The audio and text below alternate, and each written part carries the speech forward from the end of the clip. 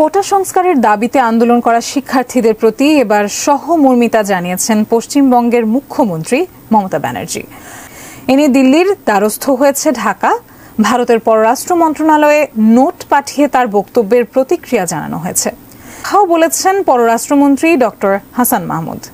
বাংলাদেশে কোটা সংস্কার আন্দোলন ও সহিংসতা নিয়ে কথা বলেছেন পশ্চিমবঙ্গের মুখ্যমন্ত্রী মমতা ব্যানার্জি। তাব নিয়ে ভারত সরকারের কাছে আপত্তিও জানিয়েছে ঢাকা। কলকাতার এক জনসভায় বাংলাদেশের সাম্প্রতিক ঘটনাবলী নিয়ে মন্তব্য করেছিলেন পশ্চিমবঙ্গের এই মুখ্যমন্ত্রী। মমতা ব্যানার্জি জানান, বাংলাদেশ নিয়ে তিনি কোনো কথা বলতে পারেন না, কারণ ওটা একটা আলাদা দেশ, ভারত সরকার বলবে। কিন্তু অসহায় মানুষ যদি বাংলার দরজায় খটখটানি করে তাহলে তিনি তাদের নিশ্চয়ই আশ্রয় দেবেন। জাতিসংঘের নিয়ম অনুযায়ী কেউ যদি রিফিউজি হয়ে যায় তাকে পার্শ্ববর্তী এলাকা সম্মান জানাবে। বাংলাদেশ নিয়ে কোনো কথা বলতে পারি না, কারণ ওটা একটা আলাদা দেশ, যা বলার ইন্ডিয়া গভর্নমেন্ট বলবে। আমি এটুকু বলতে পারি, অসহায় মানুষ যদি বাংলায় দরজা খটখটানি করে আমরা তাদের আশ্রয় নিশ্চয়ই দেব। সহিংসতার কারণে বাংলাদেশ থেকে বহু সংখ্যক উদ্বাস্তু পশ্চিমবঙ্গে চলে আসতে পারে, এমন ইঙ্গিত মমতা দিয়েছিলেন। তৃণমূল কংগ্রেসের প্রধান জানান, বাংলাদেশ নিয়ে তারা যেন কোনো উত্তেজনায় না যায়। ছাত্রীদের প্রতি সহমর্মিতা ও দুঃখ প্রকাশ করেন। সেই সঙ্গে ছাত্রছাত্রীদের মহান প্রাণ, তাজা প্রাণগুলো চলে যাচ্ছে বলে আফসোস করেন মমতা। এক্সে দেওয়া এক পোস্টে মমতা জানান, বাংলাদেশ থেকে কয়েকশো ছাত্র এবং অন্যান্যরা পশ্চিমবঙ্গ আর ভারতে ফিরে আসছেন। তিনি রাজ্য প্রশাসনকে নির্দেশ দিয়েছেন যাতে শিক্ষার্থীদের সব রকম সাহায্য সহযোগিতা করা হয়। মমতা ব্যানার্জির এমন পোস্টের বিষয়ে মুখ খুলেছেন পররাষ্ট্রমন্ত্রী ডক্টর হাসান মাহমুদ। মমতার প্রতি যথাযথ সম্মান রেখে বলতে চাই, তার এই বক্তব্যে বিভ্রান্তির সুযোগ রয়েছে। মুখ্যমন্ত্রীর ওই ভাষণ নিয়ে কড়া প্রতিক্রিয়া জানিয়েছিল ভারতের ক্ষমতাসীন বিজেপি সরকার। একদেশ সরকারও বলছে তার ওই ভাষণের ফলে বিভ্রান্তি ছড়াতে পারে। সবাই কোটার পুলিশ, সবাই কোটার পুলিশ। আপনার বিশ্ববিদ্যালয় জানতে পারি, আপনার বিশ্ববিদ্যালয় জানতে পারি। এক্সকিউজ মি, আমি আপনার বিশ্ববিদ্যালয় জানতে পারি। আপনি কি বাবা? আপনার বিশ্ববিদ্যালয় আমি জানতে পারি। আমাদের বিশ্ববিদ্যালয়, ঢাকা বিশ্ববিদ্যালয়ে পড়তেন আপনি? ভাই আমার দিকে তাকান ভাই। আপনি 34 শুরু করুন, 34। Incredible scenes out of Bangladesh as a crowd rushes what looks to be a police vehicle in the capital of Dhaka. Thursday marked the deadliest day of protests since demonstrations began earlier this week. 25 people have been killed in clashes with police, with hundreds more injured.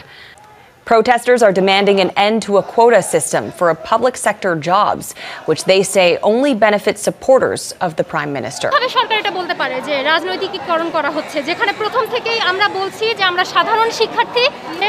একটা দেশে কিভাবে, এটা তো একটা ন্যূনতম common সেন্সের ব্যাপার যে একটা দেশের 100%-এর মধ্যে 56% কখনো কোটা থাকতে পারে না।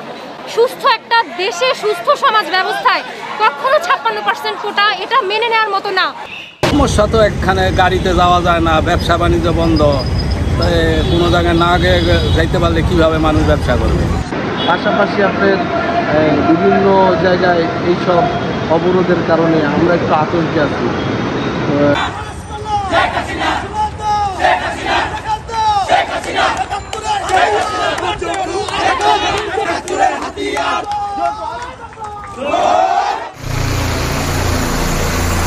বর্তমানে কোটা আন্দোলন নিয়ে ব্যাপক তীব্রতা সহিংসতা সৃষ্টি হয়েছে, এটা সবাই আমরা জানি।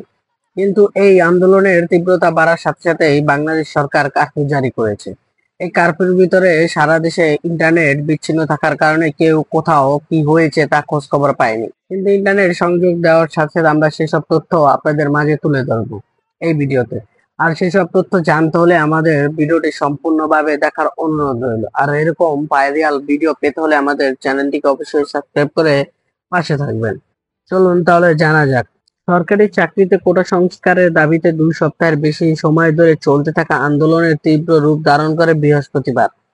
আগের দিন পুলিশ ও আওয়ামী লীগ নেতাকর্মীদের সাথে নিহতের প্রতিবাদে আন্দোলনকারীরা সেদিন কমপ্লিট শাটডাউন কর্মসূচি ঘোষণা দেন। ঢাকা সহ বিভিন্ন জেলার স্কুল, কলেজ ও বিশ্ববিদ্যালয়ের শিক্ষার্থীরা কোটা সংস্কারের আন্দোলনে নামেন। ছাত্রদের সাথেও অন্যান্য বিক্ষোভকারীরাও যোগ দিতে দেখা যায়। বৃহস্পতিবার সারাদিনই দেশের বিভিন্ন জায়গায় আন্দোলনকারীদের সাথে পুলিশ ও আওয়ামী লীগের নেতাকর্মীদের সাথে দফায় দফায় সংঘর্ষের সৃষ্টি হয়। ঢাকার ভিতরে উত্তরা, শনিয়াকড়া, যাত্রাবাড়ী, রামপুরা, বাড্ডা, মিরপুর, মেরাদিয়া আরো অনেক বেশ জায়গায় ভয়াবহ সংঘর্ষের সৃষ্টি হয়। এর মধ্যে সংঘর্ষের সেদিন উত্তরাতে সর্বাধিক 8 জন মারা যায়। দুপুরে এক পর্যায়ে আন্দোলনকারীরা বিক্ষোভকারীরা বাংলাদেশ টেলিভিশন ভবনে এক অংশে আগুন জ্বালিয়ে দেয়। বন্ধ হয়ে যায় বিটিভির সম্প্রচার। বৃহস্পতিবার বিকালে কোটা সংস্কারের রায়ের তারিখ এগিয়ে আনার কথা জানান আইনমন্ত্রী আর আন্দোলন থামাতে ছাত্রদের অনুরোধ জানান। রাতে সারা দেশে ব্রডব্যান্ড ইন্টারনেট সংযোগ বিচ্ছিন্ন হয়ে যায়। এর আগে দুপুরে সহিংসতার কারণে মোবাইল ইন্টারনেট বন্ধের জন্য অনুরোধ জানান আইসিটি প্রতিমন্ত্রী। বৃহস্পতিবার সারাদিন চলা সংঘর্ষে সারা দেশে সর্বোচ্চ মারা যান 26 জন, আহত হন অত্যন্ত হাজারেরও বেশি। ঢাকার বাইরেও রংপুর, নারায়ণগঞ্জ, কুমিল্লা, বরিশাল আরো বেশ কয়েক জায়গায় ভয়াবহ সংঘর্ষের সৃষ্টি হয়। শুক্রবার সকাল থেকে ঢাকার বেশ কয়েক জায়গায় তীব্র মাত্রায় সংঘর্ষের সৃষ্টি হয়। আর বিক্ষোভকারীদের থামাতে পুলিশ, র্যাব, বিজিবি হেলিকপ্টার দিয়ে ডিয়ারসেল গ্যাস এবং সাউন্ড গ্রেনেড নিক্ষেপ করে অগ্নিসংযোগ করা হয় বেশ কয়েকটি সরকারি ভবনে। অনেক জায়গায় টিয়ারশেল গ্যাস, রাবার বুলেট এবং শটগানের বুলেট ব্যবহার করে থাকে আইন শৃঙ্খলা বাহিনী। বুলেট শেষ হয়ে গেলে ওর বারবার বুলেট আনতে দেখা যায় কয়েকজনকে। সংঘর্ষ চলাকালীন নরসিংদী একটি জেল থেকে 8 শতাধিকেরও বেশি কয়েদি পালিয়ে যায়। শুক্রবার সন্ধ্যায় ঢাকার বেশ কয়েকটা জায়গায় বিক্ষোভ অব্যাহত থাকে। সেদিন মধ্যরাতে কোটা সংস্কার আন্দোলনের সমন্বয়কদের কয়েকজনের সাথে সরকারি প্রতিনিধি দলের সাথে বৈঠক হয়। তারা 8 দাবি জানালেও সমন্বয়কদের আরেকটি দল এই বিবৃতিতে তাদের কিছু জানানো হয়নি। আইন শৃঙ্খলা পরিস্থিতি অবনতি হয়ে থাকলে শুক্রবার রাতে সারা দেশে কারফিউ জারি করা হয়। সিদ্ধান্ত হয় সেনা মোতায়েন। সেদিনের বিক্ষোভে বাংলাদেশ জুড়ে অত্যন্ত মারা যান 56 জন। হাসপাতালে ভর্তি হন কয়েক হাজার গুলিবিদ্ধ আহত মানুষ। শনিবার কারফিউর প্রথম দিনে আন্দোলনের তীব্রতা কমলেও কয়েক জায়গায় বিচ্ছিন্নভাবে বিক্ষোভ চলতে থাকে। ঢাকার বিভিন্ন পয়েন্টে এবং গুরুত্বপূর্ণ স্থাপনাতে ঘিরে ছিল সেনাবাহিনীর উপস্থিতি। কারফিউ থাকা সত্ত্বেও শনিবার দেশের বিভিন্ন জায়গায় ও সহিংসতায় মারা যান অন্তত 26 জন। এরই মধ্যে শনিবার কোটা আন্দোলনের অন্যতম সমন্বয়ক নাহিদ ইসলাম আটক হন। রবিবার আদালতের রায় জানানো হয় যে সব ধরনের চাকরিতে 93% নিয়োগ মেধাভিত্তিতে হবে। আর কারফিউর দ্বিতীয় দিনে রবিবার সংগ্রাম সহিংসতার আগের দিনের তুলনায় কম হলেও কিন্তু কিছু জায়গায় ঢাকা সহ নারায়ণগঞ্জ আরো অনেক জায়গায় বিচ্ছিন্নভাবে বিক্ষোভে অন্তত 13 জন মারা যায়।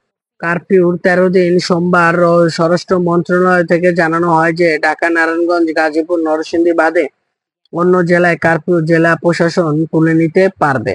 তো সুপ্রিয় দর্শক, আপনারা জানতে পেরেছেন এই কারফিউর মধ্যে ভয়াবহ আন্দোলনের তীব্রতা বেড়েই চলেছে। তো এতটুকুই আমরা জানাতে পেরেছি। পরবর্তী তথ্য জানতে হলে আমাদের চ্যানেলটিকে সাবস্ক্রাইব করে পাশে থাকবেন।